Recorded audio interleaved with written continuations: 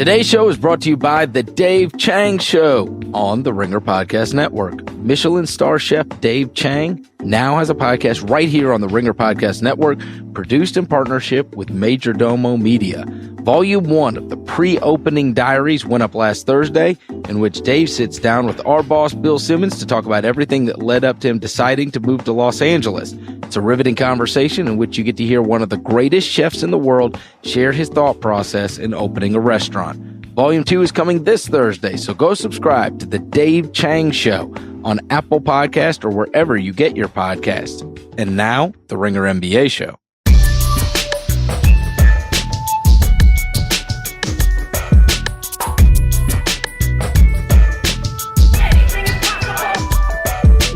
Welcome to the Ringer NBA Show. I'm Chris Vernon, and joining me as he does every Tuesday, which we are recording late Monday night after we just watched Game 1 of the Celtics versus the 76ers, is from TheRinger.com, Kevin O'Connor, a.k.a. Kevin O'Bomber, a.k.a. Kevin O'Concert, a.k.a. Kevin O'Comment, a.k.a.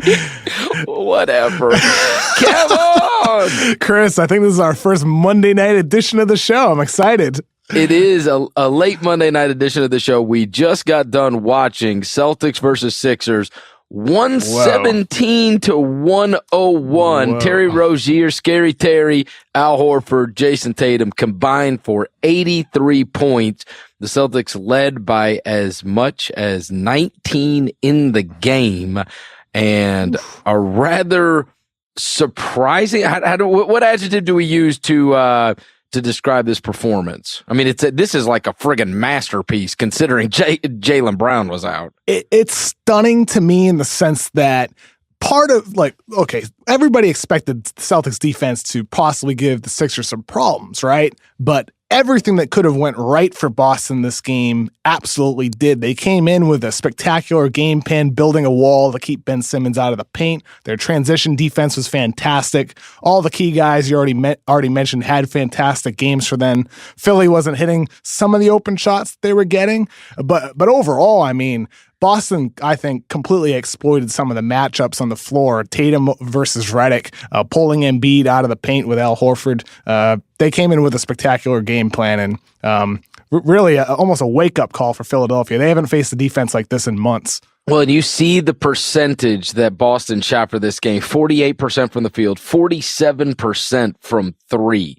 And meanwhile, Philly shoots 19% from three. I mean, just from the 3-point line. Let's see, they had 17. Philly had 5 3-pointers for the game. So that's a 36-point difference just from the 3-point line. Wow. For sure. And I think, it's easy to say, look, Philadelphia hit shots. If Robert Covington didn't have such a poor game, it would have been different. And that's true. But I do think Celtics defense certainly knocked Philadelphia out of their rhythm with their defense. Ben Simmons was really, really limited in the half court. The way Boston was defending him, with Al Horford was the primary defender for the majority of the possessions, but they're really building a wall with their entire defense to keep him out of the lane. And Philadelphia was a bit more stagnant on the offensive end of the floor. The tracking numbers aren't out yet, but I would imagine that they probably had fewer passes over the course of the game. Just seemed like the ball wasn't moving as crisply as it usually does for that team. And I think a lot of threes that they were taking weren't of the higher quality threes that they normally would get, like they did versus the Heat, or that they did during their win streak towards the end of the season. Well, this is one thing that is worth mentioning. They were so good within the 3-point line against Miami that it didn't matter. They got outshot by Miami from the 3-point line, 36% to 39%. And in fact, there were 2 of those games towards the end where you just didn't notice because they ended up winning. I mean, they won that series by a margin of 11 points a game, but there were 2 of those games where they were a combined 14 of 59 from 3, which is 24%. So, I mean, it's not like it's the first time we've seen Philly have bad shooting nights from the 3-point line. The thing was, when they were 14 of 59, they still won.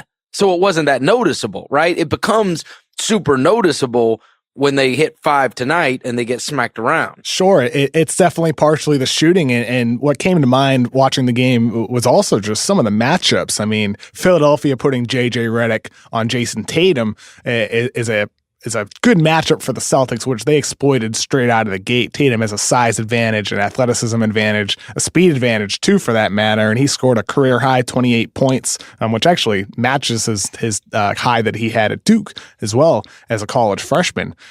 Boston really just, I don't want to say that they took what Philadelphia gave them, but they certainly were strategic in what they were attacking. When Al Horford was at center, they were pulling Embiid out of the paint, and Embiid was often reluctant to close out on Al Horford, who had a absolutely tremendous game on both ends of the floor.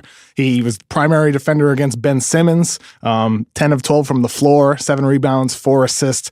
He did what Al Horford does. He does all the little things, but he also did a lot of the big things for Boston as well. Well, and we know from what we saw from Simmons in the first round, if there are games where he is going to have more turnovers than assists, Philly's in real trouble. And that's what happened in game 1, right? He ends up with 7 turnovers. He ends up with 6 assists. I mean, he's the engine. Everything depends upon him. It really does.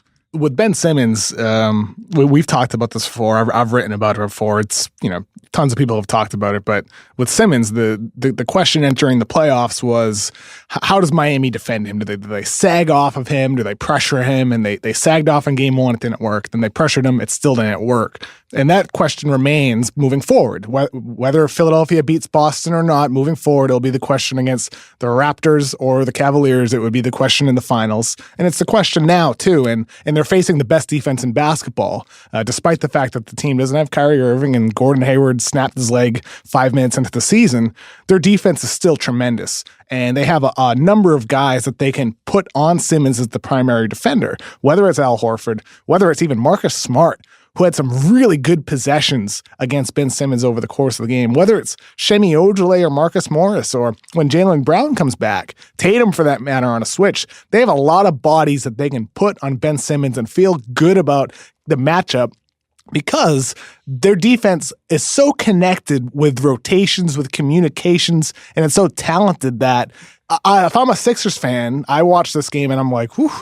I mean, we got to figure out a way to get Simmons involved, right? Whether it's posting him up more and having him be aggressive down low, which Philadelphia did start to do, Chris, in that second half. Like, they posted him up on Marcus Smart. But maybe you need to be a bit more aggressive there and have Simmons posting up to score more so than posting up just to pass, because he was deferring without even really looking to score. And I think moving forward, Philadelphia might need a little bit more of an aggressive Ben Simmons. Also, and if you can get that, then you can get these guys to play off of him. For sure. Because you got you got negative production out of that bench. And so far, I know there's a bunch of noise in the net ratings, the plus minuses, whatever you want to call them, but Bellinelli was behind only Joel Embiid in plus minus per 48 minutes for the Sixers. It was a big winning proposition. Whether you want to say it's because he was on the court or not. But his number, he has been a big positive for them, as has Ilyasova. And tonight, Bellinelli was a nothing, right? I mean, he was negative. It was a negative impact. Yeah, no doubt. And Ilyasova, he came in and actually, he grabbed rebounds. I mean, he missed the shots that he took, but still, they're better with Ilyasova on the court more nights than not. And there just wasn't much out of that bench. In fact, those were the only 2 guys to get even a point for the Sixers that weren't in the starting lineup. And despite that, watching the game, right? Celtics immediately, anytime Bellinelli was on the floor, they attacked. They just relentlessly attacked him anytime he was out there. And that's a little bit worrisome because of his importance as a scorer off the bench, especially, whether he's with J.J. Redick or without him. I'm not sure in this series you can play both those guys together too much. Something me and producer Isaac Lee talked about during the game is maybe Philadelphia needs to cut their rotation a little bit. T.J. McConnell played second half, but maybe you don't play Amir Johnson. Maybe you play Bellinelli a little bit less. But they only played those guys like 5 minutes. I know, but nobody even got real minutes for them. I know, but maybe you really need to trim your rotation. Boston played only 8 guys until the end of the game when Yabusele and Nader came in. So you're saying even the 5 minutes that you throw Amir out there, the 6 minutes you throw McConnell out there. I mean, I don't know. I mean, I could be totally overreacting overreacting just to one game here, but the way Boston did attack Bellinelli, the way they attacked Redick, we just talked a little bit earlier about how the Celtics have so many guys that they can match up against different players. Philadelphia needs to figure out those matchups. I think one of the things they need to do is, just don't defend Marcus Smart. I mean, I know he hit 2 threes tonight, but Marcus Smart is playing with a bandage on his right hand, and he re-injured it during the game. Marcus Smart, he's going to hit some shots because that's what Marcus Smart, does occasionally, but he's also a sub 30% three-point shooter with a hurt right hand. I think you got to give him the Tony Allen treatment. You got to clog the paint because Boston was really attacking those mismatches. So maybe what you do, if you're Philadelphia, is put your best defender. Maybe you put Ben Simmons on Marcus. When I say best defender, I mean best perimeter defender. Arguably Ben Simmons when he wants to be. So maybe you put him on Marcus Smart, have him roam right off ball and wreak havoc in passing lanes. Have him help on attackers. Maybe that's what you do. And if Marcus Smart beats you, you live with it. But certainly, I do worry about some of the matchup problems the Sixers have. Because that is the shocking thing from this. It is, while the Sixers have been so fantastic, and there's obviously always, the talk is always going to be about offense. They got to go to the defensive drawing board because those percentages, you can just chalk that up and say, wow, they just shot out of their mind. But the truth is this. I thought, and I think most people thought, the last thing on earth Boston wants to do. In fact, if you would have told me going in that Boston's going to score 117, I would have thought, oh, I don't know if that's great, right? Because you might think that, because we've seen the Sixers get to 130, right? We just saw it in that Heat series. We know they're capable of that, right? I don't know. Celtics got the best defense in basketball, though. No, I get it. I get it. I'm just saying that I thought, they scored 117 without their best player. Unless you want to say their two best players. No, I'm saying they're the best guy they've got theoretically available in Jalen. Jalen. Oh, okay. That's what I'm saying. He should be available. Yeah, sure. I'm saying of what they've done so far in the playoffs. So you're not even counting Kyrie or Gordon Hayward. I'm not counting. No, I'm not counting them. But they put it this way: they were out 3 of their 5 best players. Yes, but at least we saw Jalen in the last round. Yeah. And so what I'm thinking is, okay, this is a guy that was able to get 30 for you on a couple different nights. And play really good defense, too. He was their leading scorer, except for Scary Terry turns into a different cat at home. That being said... Isn't that a great nickname? Isn't Scary Terry a great nickname? The best nickname. The best. I love Scary Terry. It's so funny. So here's what I'm saying. I thought they're going to have to play him 98 to 92, right? Like that's the way you're not going to be able to put up 117 when you don't have Brown in the lineup. Like who's scoring those points? And I'll be damned. I mean, Brad Stevens has got this thing. There was a moment in time where I'm watching that game and I'm like, you know what? You know what it was reminiscent of? It was the Spurs prior to, like, I know they got throttled after they lost Kawhi last year, but for so many years, it was like, it doesn't even matter who's in the lineup and who's not. I mean, they lost Kawhi and beat the Rockets last year, but it was like, I don't even know if it matters if, like, who's in the game. It's Spurs-esque what these Celtics have done in the sense that, like, how the hell? You remember you used to watch and it would be like a Bellinelli or it would be Patty Mills or it would be like, it doesn't even matter who's wearing the jerseys. Jonathan Simmons, right? Whoever. And so now that's what it feels like with the Celtics. Like any other team, you lose Jaylen Brown, you're dead. Instead, they throw up 117 against a higher seeded team as a 5-point underdog on their home floor. And Al Horford has 26. Jason Tatum has 28. Terry Rozier has 29. Here's the thing. So we talked about this today in the room we were watching the game. And look, Brad Stevens is one of the best coaches in the game, if not the best coach, right? And he certainly enhances all the players that he's brought into his system, whether it was at Butler, whether it was before the Celtics are good, or whether it's now. He enhances everybody. He puts them and his staff in the best positions to succeed. But the roster construction comes from the front office too, right? They're the ones who drafted Shemi Ojale, a super versatile defender with the 37th pick. They're the ones who traded Avery Bradley for Marcus Morris, who has been really good defensively for the Celtics all season once he got healthy. They're the ones who drafted Terry Rozier with the 16th pick. They're the ones who acquired Aaron Baines to replace Amir Johnson, who's done. They're the ones who traded down for Jason Tatum, who drafted Jaylen Brown when all the fans wanted Chris Dunn. They constructed a versatile roster that's built to play against virtually any type of team. They can match up against anybody. We mentioned it earlier. How many guys are they going to throw with Simmons? How about the fact that they can throw any of those guys that aren't on Simmons against virtually anybody else on the roster? Philadelphia's got a matchup problem this series. Philadelphia probably is still going to be favored, but I feel a lot. I picked Philadelphia in 6 before the series. It's just one game, but I feel a lot less optimistic about that pick right now. Well, listen, they do get credit for the roster construction, but I believe this wholeheartedly. People can scoff at this if they want. Terry Rozier, Marcus Smart, Aaron Baines, Jason Tatum, Al Horford.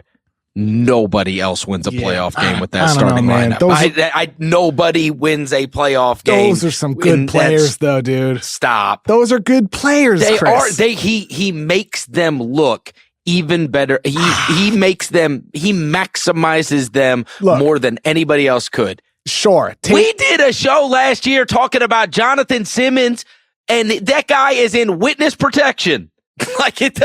I'm telling you that these kids, if they went elsewhere and played for somebody else, it would not be the same. Maybe it's possible, but maybe in a different situation, Tatum would still be jacking up mid-range jumpers instead of taking side steps into 3-pointers. Maybe he would be. But Marcus Smart has always been a great defensive player. Terry Rozier, he's made progressive progress. Is that because of Brad Stevens and the developmental system? Could be.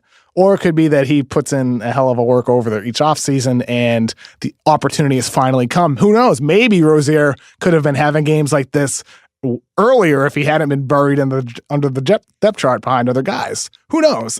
I think, look, Brad Stevens enhances everybody. This isn't a knock against him, obviously. He's coach of the year, in my opinion. I think it'd be almost a little surprising if he didn't win, or at least if he didn't get a lot of top 3 votes. He's fantastic, but a lot of the players on this team are really good too, and that's why they had such a successful game against the Sixers. It's not just the game plan, it's also the players that the game plan has helped enhance. I said this when we were talking about it, whatever it was, a couple of weeks ago with who was it? Like Shane Larkin? I think it was like Shane Larkin. I seen that's Shane another Larkin. Guy picking up, getting him from Europe. I'm saying everybody's better playing for Brad Stevens. Everybody.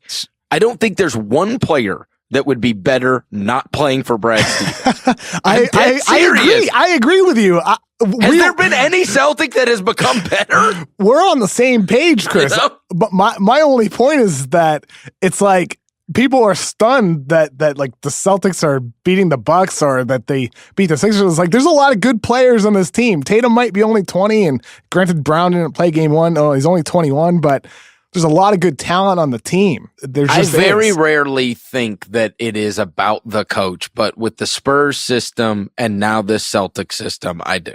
That's the 2 times I felt like if I flipped the coaches on the sideline, it would be a different story. Brad Steve, he's one of those that I feel like I could throw him on any of these sidelines. I promise you this. You give Brad Stevens that Bucks team, they would have kicked the shit out of the Celtics. I don't care how many. Don't give me a break. Give me a break. Are you kidding me? I realize I'm on an island here. It was Joe Prunty or whatever the guy's name is. I mean, I don't even know who it is. The Bucks would have beaten the Celtics if they had Brad Stevens, but that doesn't change the fact that the Bucks roster still needs to make improvements. Like they still need to change the players on the roster. No, there's one Brad Stevens. That's what I'm saying. There's one Brad Stevens. By the way, Chris, like Philadelphia, they need more from a guy like, this is a random change of topic, but they need more from a guy like Robert Covington. 0 for 4 from tonight from 3, 0 for 6 from the field. He's been just terribly inconsistent over the course of the season. They need more from him. It's not even just the star players. It's some of their complementary guys that had big games. Like Bellinelli hit some wild shots against Miami. They need some of these other guys to go off. Yeah, well, especially because what you expected more than 31 and 13 out of Embiid. I mean, you got that. You got 31 and 13 out of him. Maybe we do need to expect more. And what I mean is, and 31 and 13, it ain't his fault. I know that, but maybe it's the type of thing where if you're not getting more from some of the other guys, you need to just force feed Joel Embiid the ball. But that's the problem, Kevin. How the hell are they not having better games if he's got 31 and 13?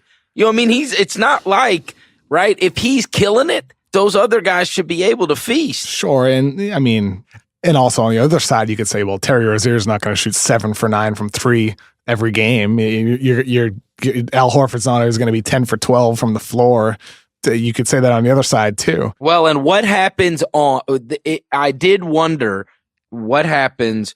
A team that has, they have been over the course of the last couple of years, part of their system is shooting an immense amount of threes, right? And which team is this? As we said, this is the Sixers. Okay, yeah. And it did not come back to bite them. It didn't matter that they shot a low percentage or in a couple of the games against the Heat, right? But if you find the team, and we saw this last year with the Spurs and the Rockets, if you find a team that's not going to let you shoot a high percentage, that's going to run you off the line all the time, then what's happening, right? And you will freely admit, most of these guys are not like drive to the basket guys. Bellinelli is not going to kill you driving against you. Redick's not going to kill you driving against you, right? That's not what these guys do.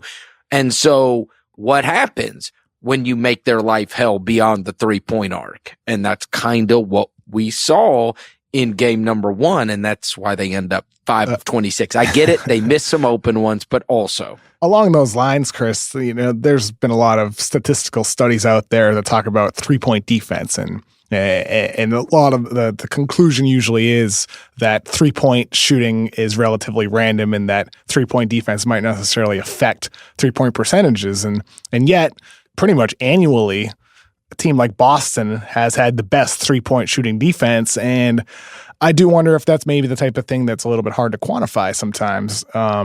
Well, it was the hallmark of the Spurs for so many years. Exactly, the Spurs, there were 2 things, right? Yep. The Spurs were always good at 2 things: defending the 3-point line and defending the rim, right? Like that was like way before this all became in vogue. They were always good at those 2 things. You can shoot whatever percentage you want from the other spots on the floor, but we are going to attempt to keep you at a low percentage around the back. So like now everybody says, the lay it up or tray it up. That's kind of the systems. That's why they beat the Rockets last year, right? They were good at that. That's what they were able to prevent you from having a layup line, and they were able to make it hell on you from outside the 3-point line.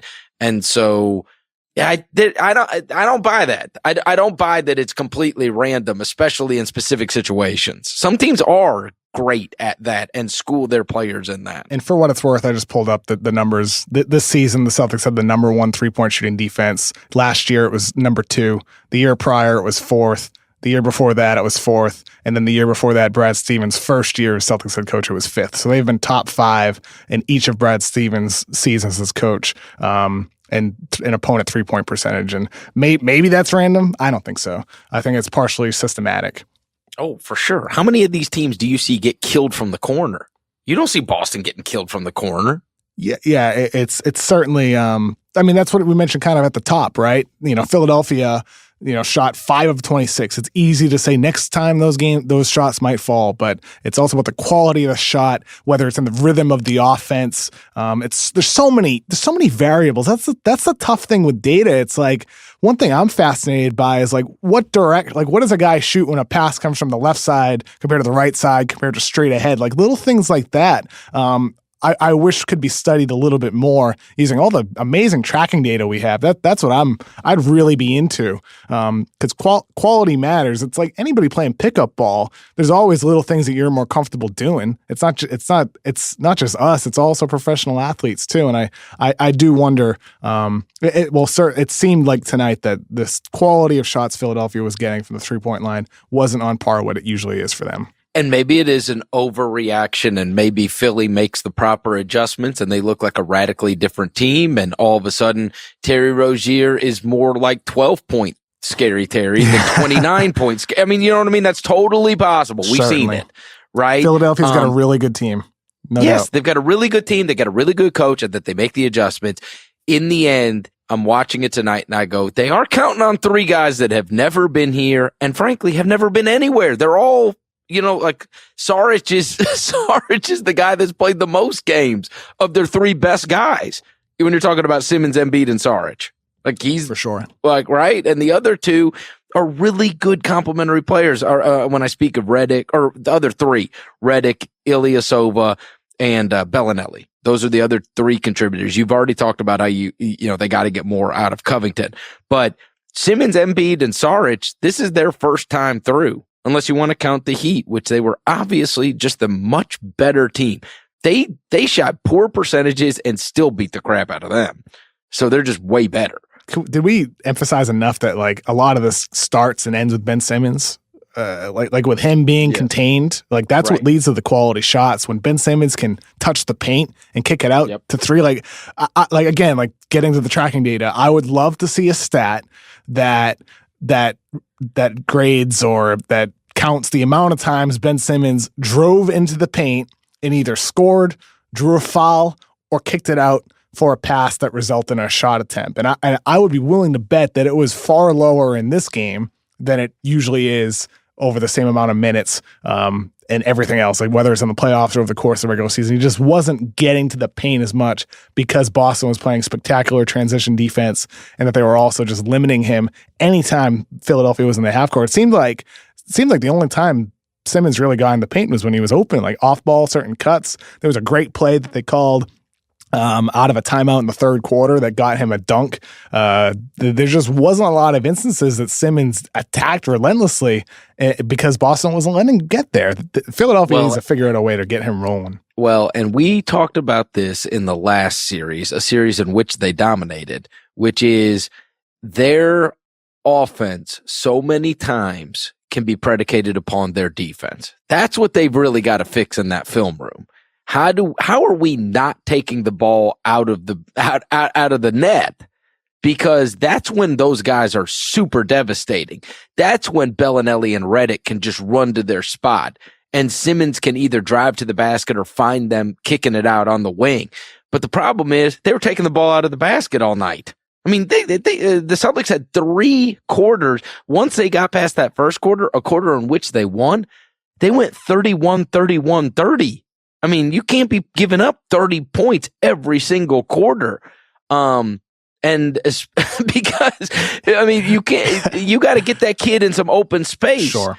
Playing half court basketball with Ben Simmons as your point guard is when you can really dial up against him. Now, all of a sudden, it's a little easier to stop. Sure. But when he's snatching the ball off the rim and he's going end to end, forget it. Yeah, only 10 fast break points for Philadelphia, and a lot. Just to play devil's advocate a little bit here, Boston's not going to get 83 points a game from Horford, Tatum, and Rozier either. So maybe if you're Philadelphia, you're like, okay, that's good, because they're not going to get that every game. So if you're Boston, you need some more explosive games from someone like Marcus Morris. You need him perhaps to have a big game. Like we talked about, Bellinelli needs to have a big game for the Sixers, or Covington needs to step up. And for Boston, that could be true too, where they need someone like Marcus Morris to have a big game, or Jaylen Brown to come back and be himself as well. You don't think Scary Terry's going 7 for 9 from 3 every night? Well, no, he's not. But the funny thing is, Chris, he's done it a couple. I mean, he hasn't gone 7 out of 3, but he's had some explosive scoring games already in this playoff so far. 26 in Game 7 against Drew Bledsoe and the Bucks. 23 points in Games 1 and 2. Drew Bledsoe, huh? You want to hit him with the slander too? It's just funny how Rozier wore the Drew Bledsoe jersey to the game, and as a podium game too, wearing the Drew Bledsoe jersey. Classic Patriots uniform. Pretty funny. The real test for old Scary Terry. So, right, we get to that round 1. He comes out of the gate against the Bucks. 7 of 18, 4 of 9 from 3. Next game, 8 of 14, 3 of 5 from 3. He went 23 and 23 in the first 2 games. He went on the road. He went 9 points, 10 points. Yep. And very, very inefficient too. right? In those next two in those next two games. Now, obviously, as you mentioned, he had 26 in that last one, but I mean, his home road splits have been pretty stark. Scary Terry's a different guy in Boston. For sure. Only 24 years old, still getting better. I tweeted this during the game, but like it feels like this ever since Kyrie Irving, his season ended, Rozier has really earned himself some money ahead of 2019 free agents. He's not going to be a free agent until then, but he is certainly showing a lot of potential if given the opportunity to be a starting point guard. If I'm a team in need of a point guard that isn't in a position to draft one or doesn't really want to sign any of the guys out there this year, I'd be hitting up the Celtics like, what's it going to take? You're not going to overpay, but he's appealing. I profess my love, okay, for Scary. That being said, don't you wonder a little bit, and maybe we'll never know what Isaiah Thomas, we'll never get a good gauge, right? Because of the hip thing. And maybe it was just a moment. But when you see Isaiah Thomas have one of the greatest offensive seasons ever for a guard. And that's not an exaggeration either. No, and then and it was the king of the fourth. Remember that? I mean, that happened. And then you have Kyrie Irving, who admittedly was already amazing, but certainly had no drop off and was having another great season while playing for Brad Stevens. And now you have Terry Rozier. Isn't there at least a part of you that goes, well, geez, maybe this is a little more about the system they're playing in than their individual talents, and maybe Terry Rozier playing for somebody else isn't dropping 30 points in a game, or 28 points or 26 points or whatever. And I only say that because we saw Thomas, who was, he was one of the best players in the whole NBA playing for Stevens. And so I do wonder about that a little bit. And Irving had the most efficient scoring season of his career too. Right. Under Brad Stevens. He obviously was tremendous in Cleveland, obviously. But the real test would be if Terry bumped his toe and Shane Larkin has to start a game and he goes for 27, then it's like, all right. Well, I think a lot of the things Rozier does well would translate to other systems. I think he's a good defensive player, first of all, so that gives him a foundation to stay on the court. He's developed into a really reliable pick and roll playmaker, and that's something at Louisville in college. He wasn't the best decision maker, but he's gotten a lot better at making reads in the court. He's really learned how to slow down and speed up and play at different speeds. He's can shoot off screens. He can shoot off the move. He's solid off the dribble. The question with him, in terms of what level he reaches, is his at-rim finishing. He's had some really nice highlight finishes, but his numbers aren't too good around the rim. Really against contact, sometimes he has some issues, or he takes off from too far away. To me, that's the question. If I'm another team, is like, what level can Rozier get to? For us, if you're the Suns or whoever, a team in need of a point guard, the Magic, what level can Rozier get to as an at-rim finisher that can allow him to draw more fouls and finish more efficiently? That's what I wonder. Yeah. I wonder if a lot of these guys are like the Spurs guys, which are you never hear from them again, or they're certainly nowhere near as good as they were when they were playing in San Antonio, right? Who can you ever remember leaving San Antonio and you having a higher opinion of them? And whereas, like, all the years we thought, like, whether it's like Boban or anybody, Jonathan Simmons, there's been all manner of guys that have come through there over the years, Gary Neal and on and on and on. And then they go somewhere else and we're like, oh, like, what happened to that guy? Remember when he was playing for the Spurs, we thought he was awesome. I just don't know. I don't know. Yeah. And am I misremembering this, or was that a thing that Danny Ainge was holding on to Terry Rozier and people would roll their eyes about that? Am I right? Like was it the George trade, or was it other deals where it was like, oh, the Celtics don't want to get rid of Terry Rozier, and everybody was like, what the F? I mean, it's been kind of almost a joke on Reddit and on NBA Twitter that Terry Rozier is untouchable. and now Danny Ainge is like smoking a cigar like Red Auerbach. Yeah, untouchable for the team that blew up its entire roster last summer despite going to the Eastern Conference Finals. Credit to Celtics ownership for having the guts to give Ainge the least to do that. Not a lot of teams would do that after going to the Eastern Conference Finals. They blew up the whole damn roster, dude. So a weird story. How about if Danny Ainge came to you and he said, Kevin, I love your work at the Ringer. Oh, thank you. and then he said, I can only keep one of them for next year. Smart or Rozier. I know that they are on different.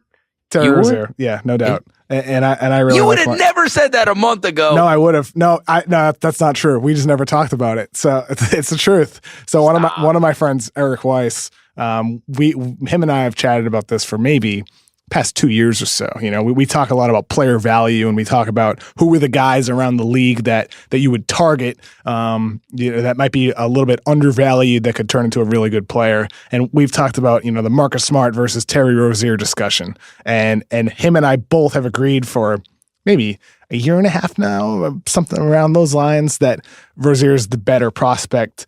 And it's because of the fact that he has better bursts. He's a better shooter.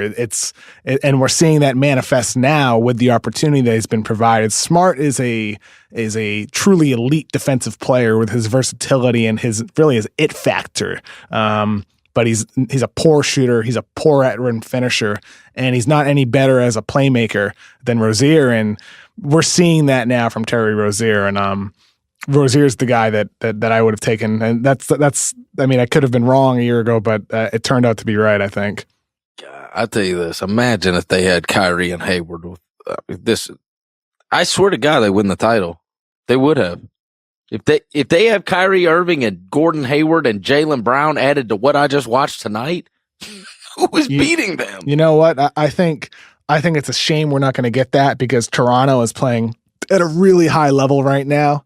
And if, let's say, LeBron and the Cavs beat Toronto and they go to the Eastern Conference Finals, we would have that fantastic storyline of like this loaded Celtics team going against LeBron, right? Like the odds would be against LeBron. And if he were to beat that Celtics team, it would be one of the crowning achievements of his entire career. And it still would be, for what it's worth. Like it still would be if he gets through Toronto and he gets through the Celtics or the Sixers and goes to the finals. It still would be a remarkable achievement with this weak Cavaliers roster. Plus, guess what? We would have gotten Kyrie versus LeBron. Yeah. So what? I guess their theoretical lineup would be those three guys, Kyrie and Horford. You just play them all? You play Brown, Tatum, and Gordon? Talk about super versatility, right? I mean, yeah. It doesn't even matter who's playing the two, I guess. I mean, obviously it'd be Jalen, right? Yeah. So you have Jaylen Brown, and then you just put Tatum at the 4? Are we... we're like talking up the Celtics. So we're talking up the Celtics so much. Are we sleeping on the Sixers at all just because of one game? Are we? No, I don't think so. Yeah, I don't think so either. I think we kind of covered what they need to do. I think it all starts with Ben Simmons. It really does. It starts with getting Ben Simmons going. You get 31 and 13 out of Joel Embiid, and you get beat by 16. Listen, you're trusting three guys that have never been through it before. You're trusting Saric, Embiid, and Simmons. They will make adjustments. I do not think this is going to be some kind of blowout series by any means. So let me get that out of the way. I also think that was quite the statement tonight, and that Brad Stevens can concoct something to confuse guys and make life difficult on guys that have never had to go through this before, right? For sure. They have not faced, in my opinion, they have not faced somebody that has the talent and the game plan like what they faced tonight. Well, that's the dirty secret of Philly's win streak towards the end of the season. They didn't really beat anybody. I'm just going to read through the teams quickly. Knicks, Nets, Hornets, Grizzlies, Magic, Wolves, Nuggets, Knicks, Hawks, Hornets, Nets, Pistons, Cavs, Mavericks, Hawks, Bucks. There's a couple of good wins in there, but for the most part, there's a lot of weak teams, and they haven't really faced a truly elite defense for a couple of months now. I mean, Miami's defense is really good, but it's not elite. And I think certainly there's going to be adjustment for Philadelphia. I mean, obviously, we just watched Game 1, facing a defense of that level, of that caliber, especially with playoff level intensity, with game-to-game preparation, because it's not just going to be Philly making adjustments after Game 1. It's also going to be Boston too. That's for sure. All right, we're going to take a quick break, and we're going to talk about these games that we are going to have tonight, including the Cavs and Raptors open their series, and the Warriors and the Pelicans are going to play in Game 2. We'll give our thoughts on those after these words. Support for today's NBA show comes from Microsoft Teams. Microsoft Teams is your hub for teamwork in Office 365. With so much to look after, wouldn't it be great if there was just one place to look? Teams is a single workplace where you can work, share, and connect with the people in your work life. Teams brings together your chats, meetings, files, and apps all in one place. Take teamwork where you work with apps for mobile and desktop. So whether you're sprinting towards a deadline or sharing your next big idea, Teams can help you and your team achieve more. What would this podcast be without teamwork? Me and Kevin have the greatest of teamwork. Microsoft Teams in Office 365. Visit office.com/teams to learn more. The Ringer NBA show is also brought to you by Backblade. The Backblade 2.0 is the easiest do-it-yourself back and body shaver, period. If you are the guy afraid to take your shirt off at the gym, the pool, the beach, or even in front of that special someone, because your back and body hair has you looking like you're wearing a sweater, then it's time you escape your ape with the Backblade 2.0. The Backblade 2.0 comes with an ergonomically curved handle, giving you full range of motion and allowing you to reach all of those hard-to-reach areas. The Backblade 2.0 also comes with 2 of their unique Dry Glide patented safety blades, which creates the smoothest shave in just minutes and can be used both wet or dry. I can already think about the 3 or 4 friends of mine who have had their fair share of back bush and could absolutely use the Backblade. Ladies, if you're tired of shaving your man's back for him, this might be the best upcoming Father's Day gift ever. Get your Backblade today at backblade.com. Use the promo code SHAVE30 and save 30% on a start bundle today. That's backblade.com, BAKblade.com, promo code SHAVE30. Because at Backblade, we've got your back. All right, Kevin, we are going to have the first game of the other Eastern Conference semifinals matchup, and it is Cavs versus the Raptors.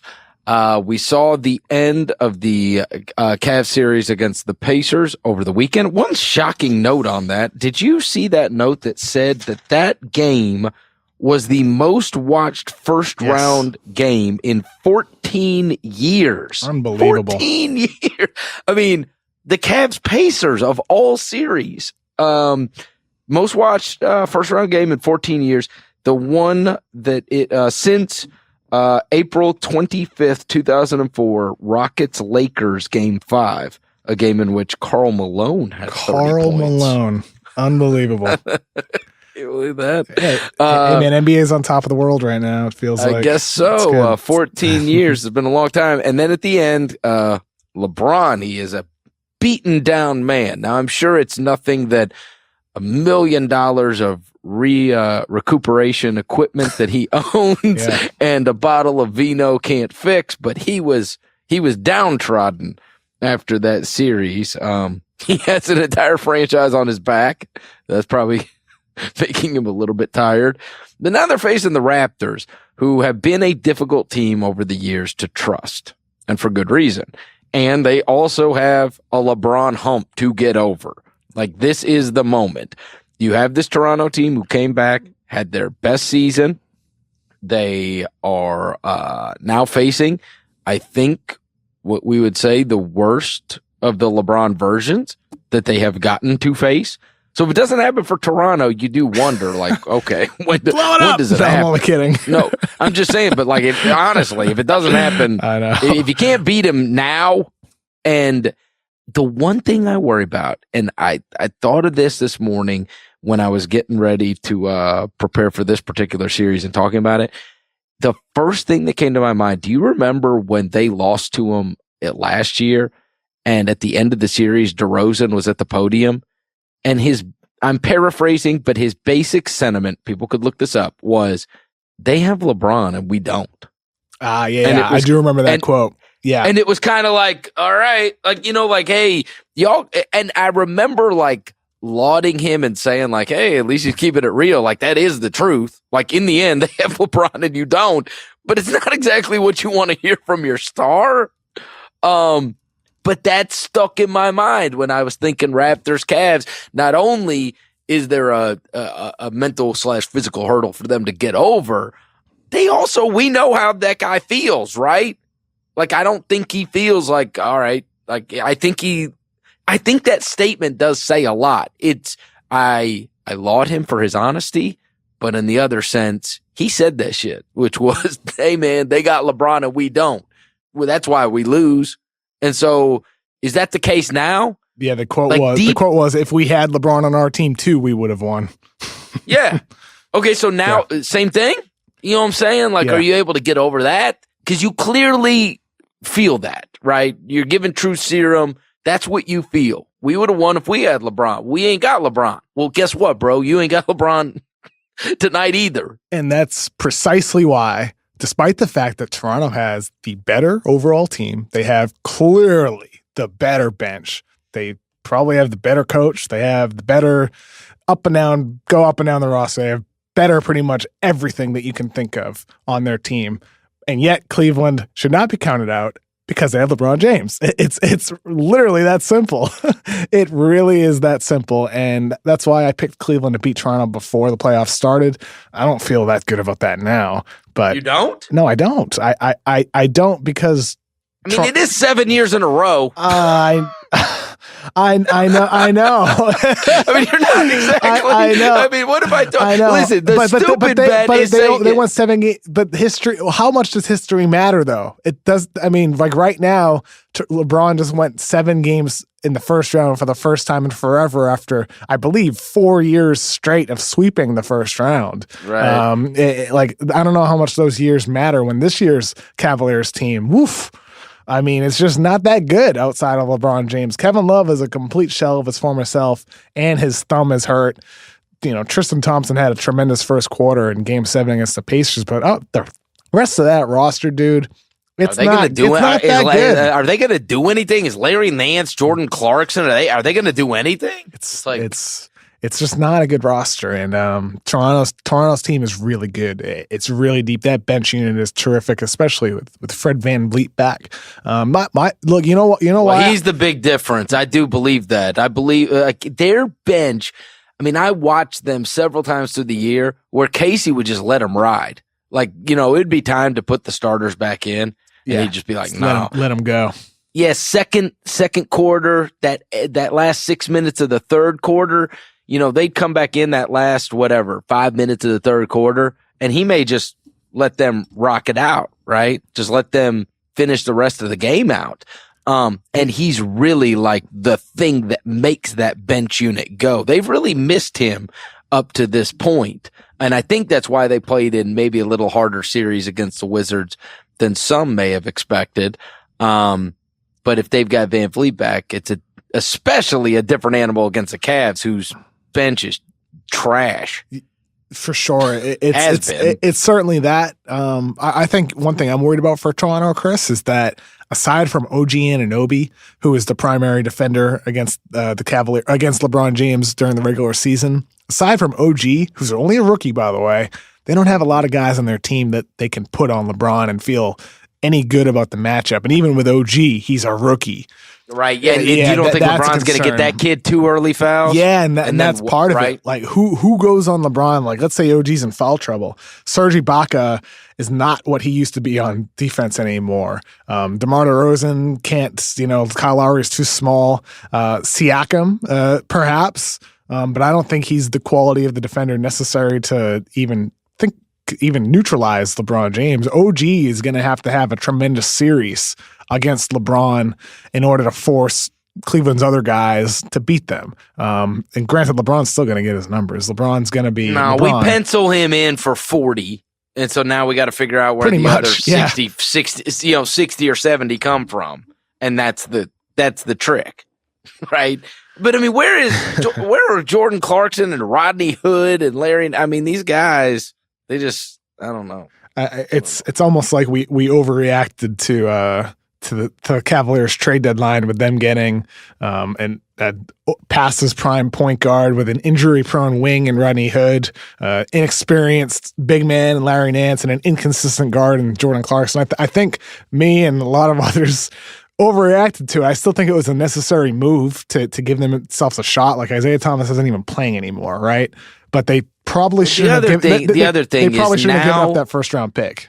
That's one thing in the Lakers deal that's going to bite Here's what him. I'll say. Let me make an excuse for them, okay? They're throwing it all together in like 20 games. And now you're playing against teams that all they can do, it's not like on a random night, a random Tuesday night against somebody that might be on a back-to-back or whatever. Now you are playing against a team that hones in on you and only you. And you don't even know you all that well. And that's why I think you're seeing the kind of basketball you are out of the Cavs. It's just LeBron and then whatever else, right? But they're clearly not on a string defensively. They're not in sync offensively. And how could they be? They've logged a sample size of minutes playing with each other that like anybody that would want to do statistical analysis would scoff at. They'd say, that's not enough minutes to get a sample out of, right? How do we know if it's not a good lineup with Rodney Hood and Jordan Clarkson and LeBron and Larry Nance or whatever, right? Like these guys, I mean, it was thrown together in what? Late February? Yeah, right? Early February. February 6th trade deadline now. Okay, so how many games you got after that? 20? Not a lot. I mean, you're talking, you ain't got a lot of games to throw that together. And so when you don't even really know yourself and playing together as a group and they clearly don't have chemistry. They don't as a team. It's just some nights it clicks and some nights it doesn't. And when you've got a team that's just all they're trying to do is figure out how to stop you, when you don't know yourself, it's certainly hard to attack, an opponent. If LeBron James were replaced with an average player, let's just like a comparable, skill set with forward. Let me restate that. Not a comparable skill set, but a guy who plays the same position, like Trevor Booker, a big man who can handle the ball, like LeBron. Trevor Booker. If LeBron James was replaced with Trevor Booker. But my question is, how many games did this Cavaliers roster win during the regular season? They won 50 with this team. How many would they have won replacing LeBron James with Trevor Booker? Well, let me make it easy. Over under 29.5.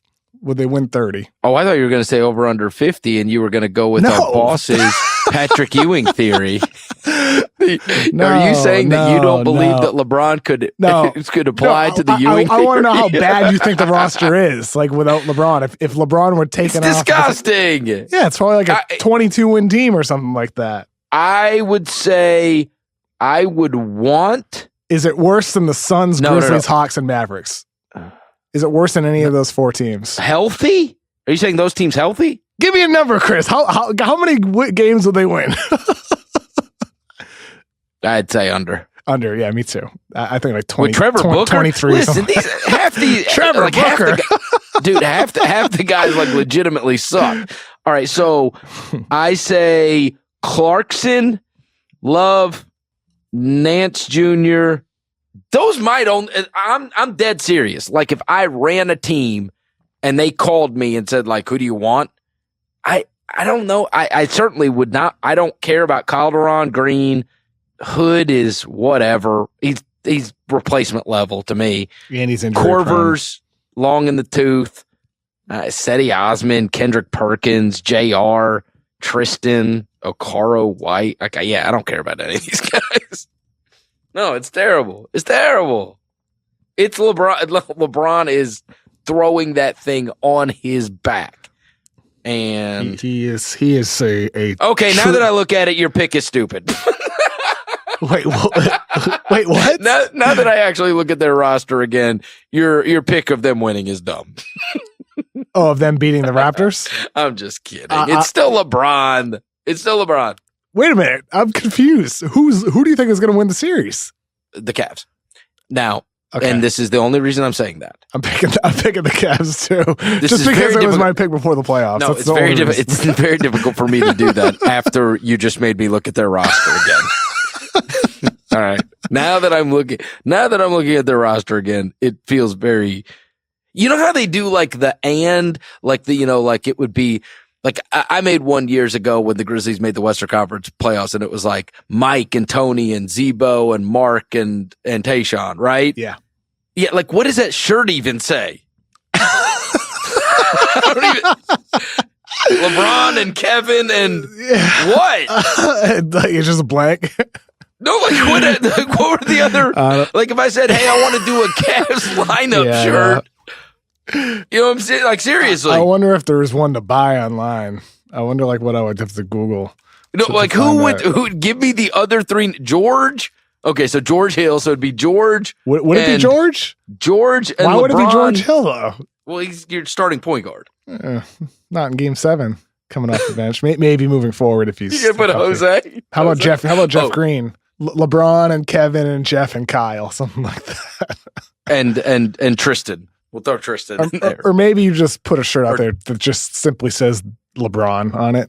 Seriously, the lowest selling shirt of all time would be the Cavs lineup shirt. It would sell better if you just put just LeBron's name on there. That would be a great shirt. Okay. A shirt that just says LeBron on it. I want to believe that Toronto can pull it off. Here's what I'm saying. I'm only saying the Cavs because I'm hedging against the 7 years. If I say LeBron won't win and he does, I feel like an imbecile. If I say LeBron, if I say LeBron, won't win and then he does, I feel like an imbecile. If I say LeBron wins and then he doesn't, then it's like, all right, like he didn't win for sorry, I banked on, what we've done for the last 7 years is people trying to pick against him. And then in the end, he ends up in the NBA finals. When am I going to learn my lesson? And the other thing is I get the shit all over you with the Jordan stuff. Come on, man. How about this? If LeBron beats the Raptors with this team, and then he beats the Celtics or the Sixers and goes to the finals. Stop. Can we please stop talking about the Raptors, the 2018 Raptors, like he's beating the 84 Celtics? But what I'm saying is, it's more about his team, Chris. If LeBron gets this team that you're saying they can't make a lineup shirt out of, if he gets this team to the finals, it's not going to change the GOAT argument for you. But is it not one of his more unbelievable accomplishments to get this team to the finals? I'll tell you this: if he goes 6 or 7 against this team, which I think that probably, I think it's fair to say we think that series is going to be long. Either way, it's going to be 6 or 7 games, right? We agree? Yeah, I think so. Yeah, the next round can really be a bitch. Mm-hmm. Seriously, because if you're playing, because he goes 45 minutes every night. So and that was the thing, he always got to coast through the first round. But if you're talking about he's logged, 13 or 14 playoff games already, playing 45 a night, and now he's got to go up either against the Celtics or the Sixers. Yikes. That's where he becomes really, at some point, right? You can't just go back to the well every single night. Can you? I guess you can if you're him. He's a machine. He should have been in that damn Infinity Wars. Oh, and by the way, Chris, if LeBron does get this team to the finals, and they're going to get smoked by Golden State or Houston, you're next season when we talk about this, you're going to be saying, "Oh, LeBron's 3-6 in the finals. He's lost 6 finals." That's used against him as the argument, even though actually getting that team to the finals, just like the 2007 Cleveland Cavaliers team with Boobie Gibson and all these bums getting them to the finals against the Spurs. Come on, man. If you can't use a finals loss against him. Don't you dare slander Larry Hughes in my face. Drew Gooden. Dare. Drew Gooden too. Larry Hughes. Hey, listen, if Brad Stevens coached him, you'd be like, these guys are good players.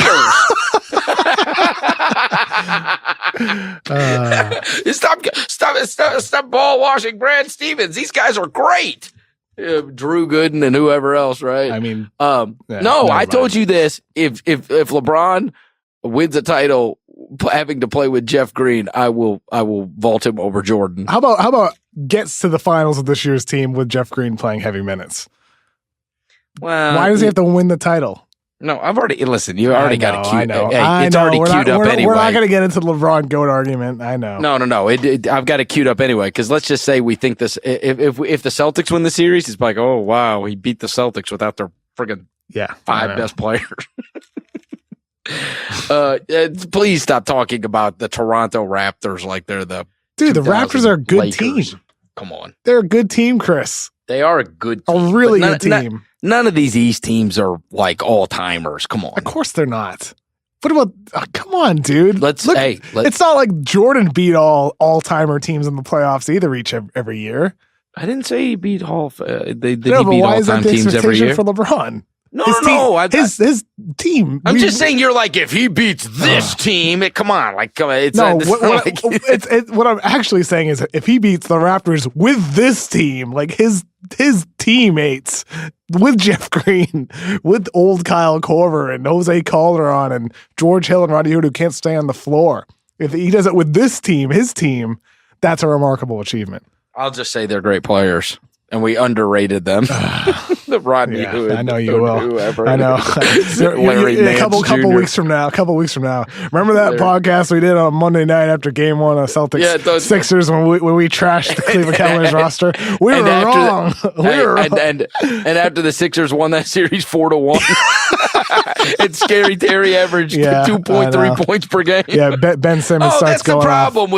That's the problem with the instant reaction stuff. I'm well aware you can end up looking foolish, right? Like, it's totally possible.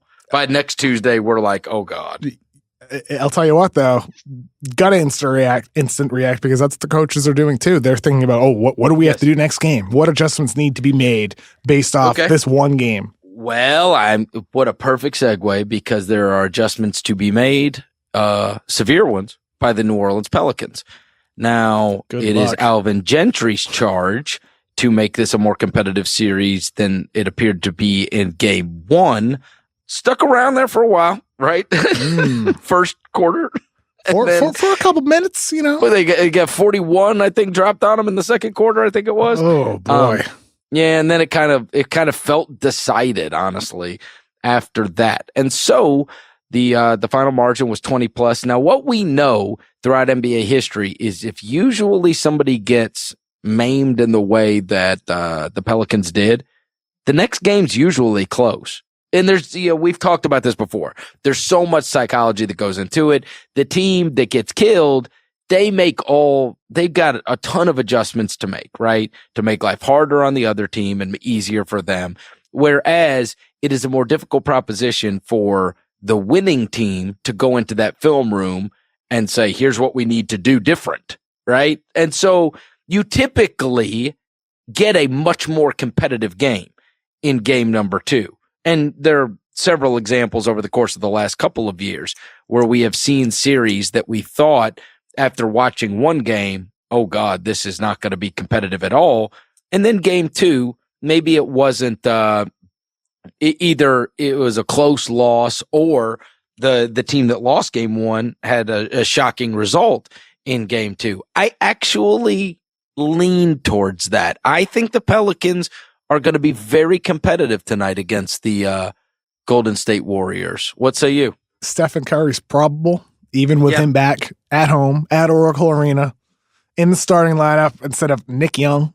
Starting their death lineup, Draymond Green, Andre Iguodala, Kevin Durant, Klay Thompson, Stephen Curry, even then? Yes, because I actually think this is weird. The psychology of that, because I am a master of psychology, would be that you can dick around when Curry's back. I don't know if you have him back in the lineup, if you're keyed up to 1,000, right? Man, and I say that he'll probably have 30 points in the first half. I just think that you're going to make, like, you'll see the Pelicans, they're going to alter what they do a lot. And I think that I'm not willing to give up what I saw, which was the Pelicans were really damn good, Kev. I know they got smoked in game 1 by a team that was, that was loaded for bear and ran off on them. But I watched that Pelicans team down the stretch, and I watched that Pelicans team totally dispose of the Blazers. And I don't think they're a team that's going to get their ass kicked every night in this series. I thought they'd be able to challenge the Warriors, and so it would be against my gut to think that they can't be competitive in a game 2. That's fair. I picked the Warriors to win the series in 5, so I also picked them to win a game. But with Stephen Curry returning for game 2, which is a little bit unexpected, with the fact that what New Orleans did against Portland that was so effective is when they were trapping and blitzing pick and rolls, and Anthony Davis was on Al-Farouq Aminu when he was able to roam and really just disrupt passing lanes, able to help on Dame and CJ McCollum. That's not going to work against Golden State because reason one, Golden State doesn't run a lot of pick and rolls, so they don't have a lot of opportunities to do that. And secondly, one of the things that defenses can trap and they can blitz and they can hedge against teams that don't have a secondary playmaker or a big man that can really make you pay. Golden State is a roster littered with guys that can make you pay. So I'm not sure the things that New Orleans did well in the first series against Portland can at all be applied to this series against Golden State. And their defense was different. They switched more on-ball screens rather than blitzing. They did change their defense, and I think they do need to switch even a little bit more so off-ball as well. But I don't know, dude. Well, the other thing that scares me, I don't feel good at all about the series from New Orleans. I don't think Gentry will probably do it because they went through this, very serious change in gameplay post Boogie, which was they became the fastest paced team in the NBA. And I think that is absolute suicide against Golden State. I've told you this. This has been an ongoing theme throughout the season, whether it is the Rockets or the Warriors, and it'd be very interesting to see those teams play against each other. What you want to do is get them uncomfortable and play a game in the 90s if you can. If you want to teeter a little bit above 100, fine. But what you can't do is get in some kind of score fest with those teams. You want to limit the possessions. You want to make life hell on them. And you want to play as much half-court basketball as you can against them. Because if you want to get in a track meet, you don't have the horses. Once those possessions start getting up there, Houston's just going to bomb you out, and Golden State's going to bomb you out. And I don't think New Orleans is going to slow it down. You've seen it. You saw the Spurs do it. I tell you, if Utah had Rubio, they could do it against Houston. Let's be real here. Golden State had the number 1 half-court scoring offense. They had the number 5 half-court defense. Well, there's not a stat you're going to find that they're not also I know, at. But my point is that we're talking about how New Orleans can even win a game. Well, not win the series, win a game. Yes. You know what they need? They need Anthony Davis to have one of his 40 and 20 games, and they need to have a hot 3-point shooting game. The adjustments matter a lot, but Golden State is going to win this series.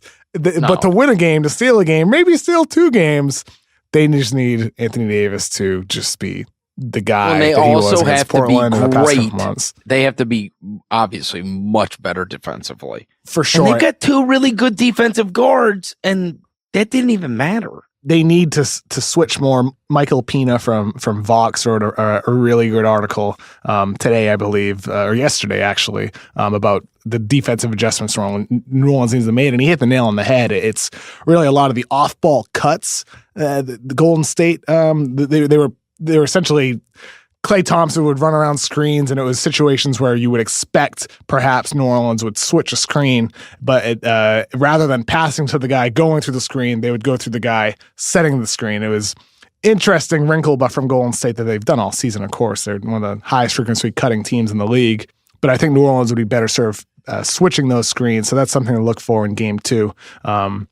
But even then, though, that's still a risky risk, though, because if you're getting a larger defender matched up on a quicker guy, that can get you in trouble as well if you're facing an isolation. But maybe that's preferable to open layups off of cuts. Yeah, the other disappointing thing is you would think if there's somebody that would know pretty well how to deal with the opponent, it would be Gentry. How does he not know? Sure. You know what I'm saying? When you come out the gate and get blasted that way, it's you had a guy on the inside. Like if there's somebody that would say, hey, this is what gives Clay trouble. This is what gives Kevin trouble. This is what, right? Whoever it may be. Certainly more so with Clay and Draymond than, right? Because he's been gone since they got Durant. But you would think he would have, he's certainly been alongside Steve Kerr, for some amount of time. And it doesn't matter. I mean, honestly, you watch those games and it's like, it really doesn't matter. We can analyze it all we want. In the end, they still got friggin' Kevin Durant and Draymond Green and Klay Thompson and Steph Curry. And you can play any style and you can play any defense and you could do this and you could do that and they're still beat you. I got to be totally real with you. I'm already thinking about Golden State, Houston, how those teams are going to match up. I'm already at that point. I'm already thinking about how those teams are going to match up. I hate Rubio got hurt so bad. I really do. Because they were like 34-8 or something like that in their last 42 games. It was not a small sample size. That Utah team was rocking. And I really think that could have been a great series, but they have to, and they got to have Rubio. You know what I mean? They got to have Rubio. I don't think that they're going to maul them out, though, completely. You think Houston's just going to just demolish them? I mean, they didn't demolish Minnesota. Yeah, I think both Houston and Golden State sweep. I had New Orleans in 5 before the series, I think, but I think at least Minnesota was in some competitive games. You know what I'm saying? Sure, and look, I mean, I could be completely underselling Utah here. They're a really, really good team, but Rubio is quite a loss for them. Big loss. All right, well, we'll see. Boy, you think whoever's going to be doing the Wednesday podcast, you thought we got to overreact? Wait till friggin' game 1 of LeBron and the Raptors is what they're talking about tomorrow. Hell yeah, baby. Oh boy. I can't wait. I have no idea what's going to happen. None. Do you? I feel like I've got no gauge on that. I mean, I've got a gauge that LeBron will be awesome, but in terms of, I can't imagine the reactions on Wednesday morning, one way or the other, because I certainly have very little confidence of what's going to take place in that particular game. Cleveland goes into Toronto and wins. Boy. Yeah, I know. I think that would be almost the more, it wouldn't be stunning, but that would be the more dramatic night if that were to happen. Whereas if Toronto takes care of business, it's like, oh, yep, they are kind of, the other thing is their home court. I was talking to my buddy Kevin Arnovitz, who'd been covering that series, the Raptors and the Wizards. And I was talking to him about, one of the things I asked him, I was like, you know how the Wizards have won all of these home games the last 2 years? Yeah. Like they haven't lost a playoff home game. I'm like, is their environment crazy? And he's like, no, it's like league average, like whatever. And he said, Toronto is an absolute madhouse. He said, you go in there for playoff games. And he's like, because they're hockey fans. And he's like, it's just nuts. Absolutely. Like that is a real, major home court advantage environment. There's some good ones. Both Boston and Philadelphia, tremendous home crowd. Toronto, fantastic. Utah, unbelievable home crowd. Golden State as well. So some really rocking. It appears Utah can get under people's skin. Especially Russell Westbrook. That was something else at the end of that game, wasn't it? He slapped that dude's phone. Hey, how scared was that guy? How scared was that guy that when he walked out and he yelled something and Russ made him flinch? Unbelievable. Man, can you imagine if you had to go to work the next day after Russ turned to you? You were yelling whatever, all manner of things at him, and Russ turned to you and you were like, "Oh no!" It's like if the guy's name's Charles, it's like, "Hey Charles, look at this video." It's like just a video on loop of him flinching at Russell Westbrook. I know. It's like the new Rick Roll for his own personal life. That's right. That was a Twitter egg in real life. That's what that was. That moment, the moment that the Twitter egg actually gets acknowledged. By the way, are we ever going to see the video that the guy took of when Russell Westbrook tried slapping the phone out of his hand? Is that going to ever come out? Is that up on Live Leak or something like that? No, that guy died. That guy died of humiliation. You didn't hear? Come on. Yeah, he uploaded the video probably to his Facebook. And that's it. He's probably not on Twitter, which is unfortunate. We got to find that video. You want to find that video? If you know the guy whose phone almost got slapped out of his hand from Russell Westbrook, we want to see the video here at the Ringer NBA show. That's our only mission right now. Who was the other guy that slapped the phone completely? You remember that happened earlier this year, and the guy got fined real bad. Yeah. Who was that? Because it wasn't like Rodney Hood. It was Rodney Hood. I googled it. My memory's not that good, but watch out, Toronto. Watch out. Yeah, all right. That's going to do it for the Ringer NBA show. It's fun to do it on a Monday night. Hope everybody digs the show. If you dig what you heard, give us a rating and review on iTunes. It certainly helps. And Kevin, I will talk to you next week. This is fun. Have a good one, Chris. Thanks, brother. Anything is possible.